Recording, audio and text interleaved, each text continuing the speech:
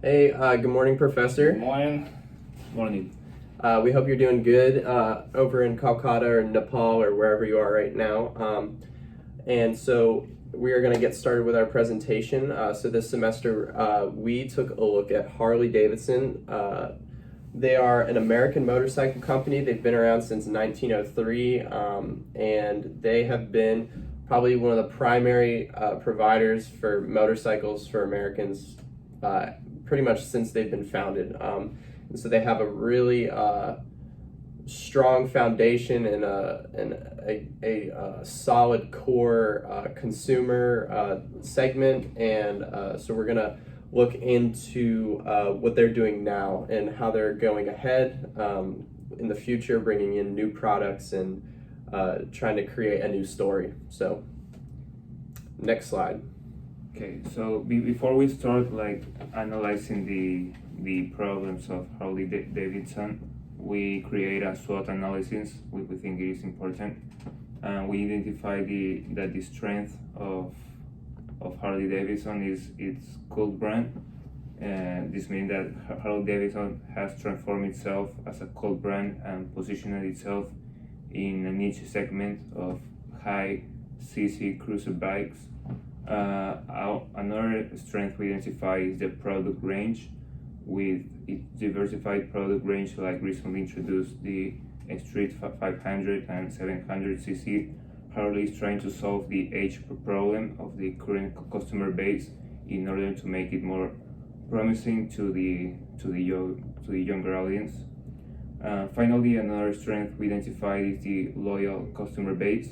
With its strong image and quality and freedom, Harley Davidson has crafted its niche position in the market, which is also backed by the Harley Davidson merchandising. Next, we have the weaknesses of the SWOT analysis. One of the weaknesses we identified is that outside the US, Harley Davidson has a manufacturing unit only in India and one assembling plant in Brazil, which makes price to the exported country a little bit higher. Also, they are dependent of the three facilities to fulfill the global demand. So in the future, this can be a huge problem from there. Another weakness we identify is the over dependence on the U.S. market. More than 65% of the revenue is coming from the U.S. market. The U.S. market has its own limitations in terms of growth, so it can become like a risky problem from them. Next slide. We have the opportunities, and we find that their opportunities are in Asian and in the Europe market. The demand in developing Asian and in European nation is increasing for Harley, and there are very few players competing in this segment. So it's a very attractive opportunity for Harley to capture these markets. Another opportunity is the lower CC bikes. With its own set of royal and cult followers, it can attract the young customer for whom it can launch low and heavyweight vehicles, which will help the company to increase its customer base. Finally, we identified two main threats. The myopic approach. Being market myopic can affect the Harley brand, since 65% of sales come from the US market. This overdependence can lead to an internal management distress. Finally, the substitutes and their competitors, with more and more companies in heavyweight segments going global, like other electrical vehicles like Royal Enfield, Indian motorcycles, Vector motorcycles, Triumph motorcycles. All these substitutes with low price offerings can affect the overall business of Harley. Next slide. So we found a brand new product of Harley Davidson is a Harley Davidson Live Wire. is a Harley Davidson brand new all electric motorcycle that has just ended its prototype phase that began in 2014, and Harley Davidson began production and making deliveries to the customers in August of this year. Next slide. We found three main problems that marketing can face, and the first problem is the live wire starting price is almost $30,000, while most gas-powered motorcycles just around $10,000. And problem here can be reference prices that customers comparing an observed price to an internal reference price they remember, or an external frame of a reference such as a posted regular retailer price. And most likely the customers will compare the prices of electrical motorcycles with regular gas-powered motorcycles. Next slide. Another problem can be that Harley Davidson customers consist of middle-aged people and older, with almost no millennial customers. Those older motorcycle enthusiasts are far less environmentally conscious than millennials, and most likely are not thinking about saving the environment when making the decision of buying the motorcycle. So in this problem, management can face adoption, that the customers, old customers, need to actually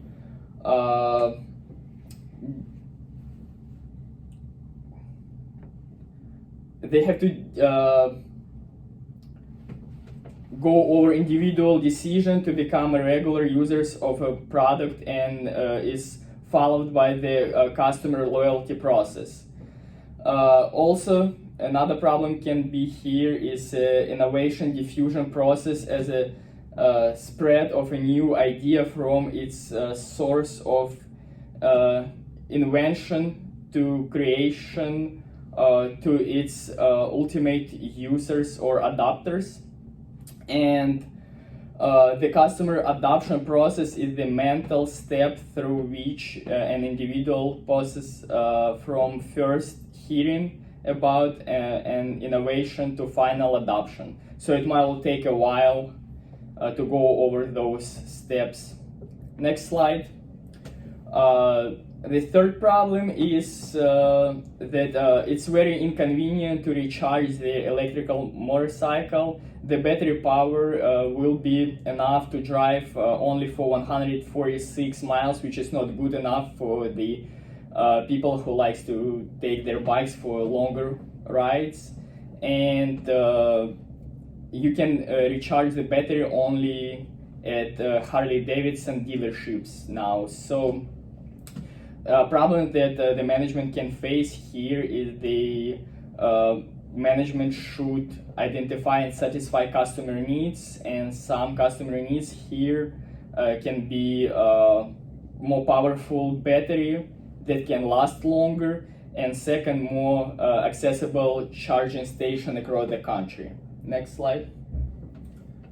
Okay, so Harley Davidson, I think, is aware of some of the problems that Dennis was talking about. I think that they're definitely aware of this need for their market or for the customer segment that they have already, that need for them to adopt kind of this new taste for an electronic bike. I think they see that as being like their primary problem. You can see that they see that through their latest ads with Jason Momoa.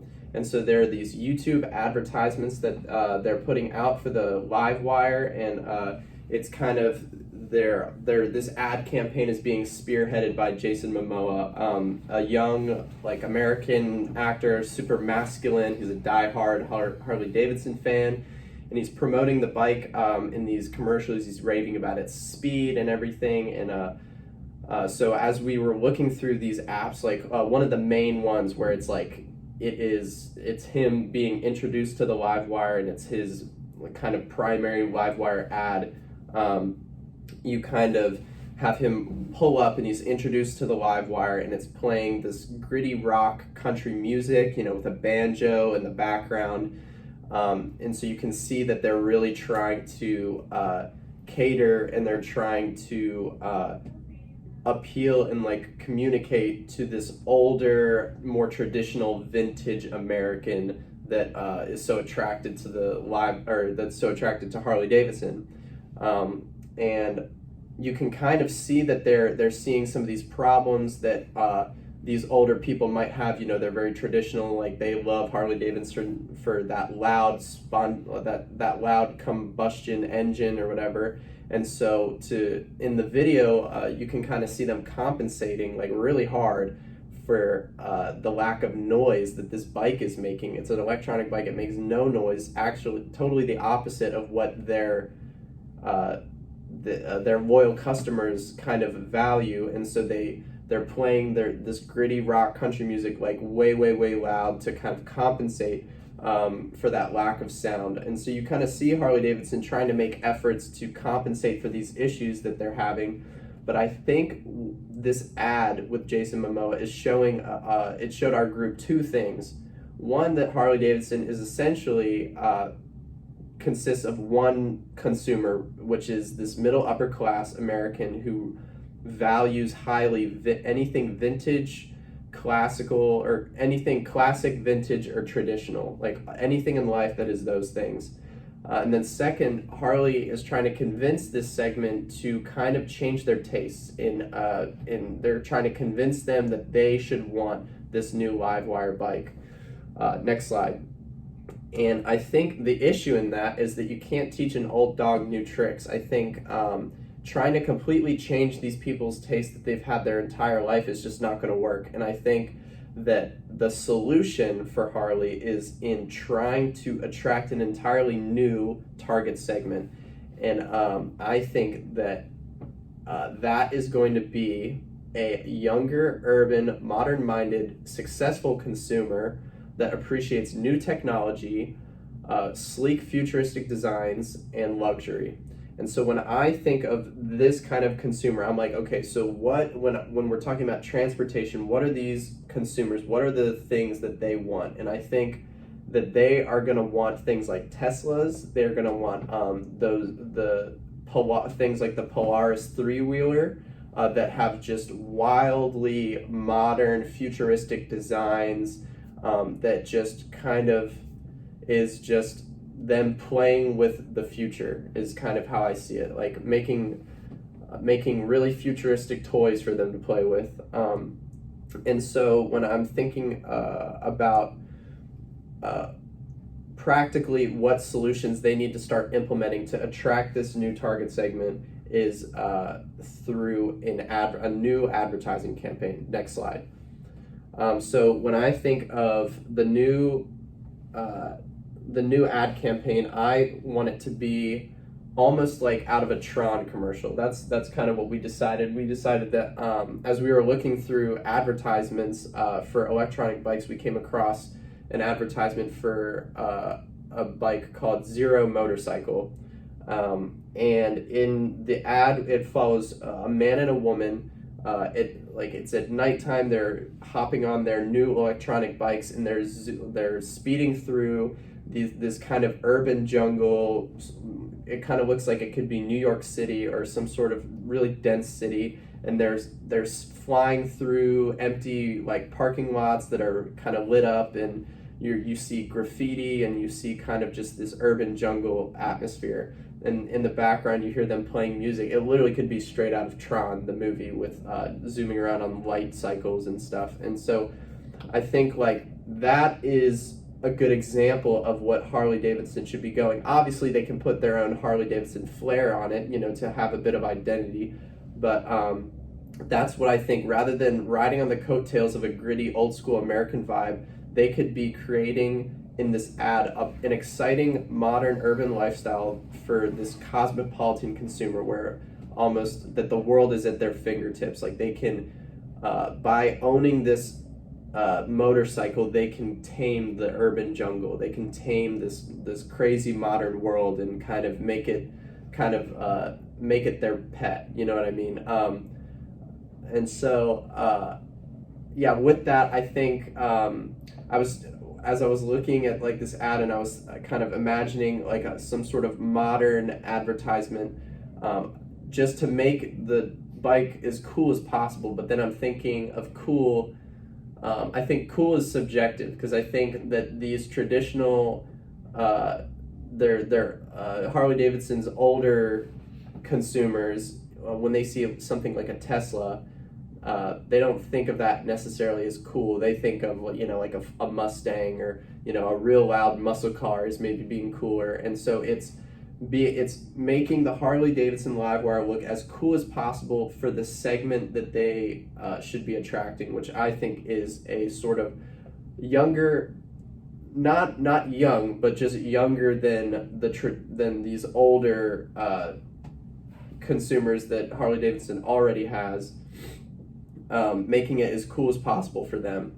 And so in this video, I want to see like kind of similar to the Zero motorcycle at nighttime, zooming through, seeing high rises and kind of this urban life, you know, maybe them parking their motorcycle and then going up into their penthouse that overlooks the city.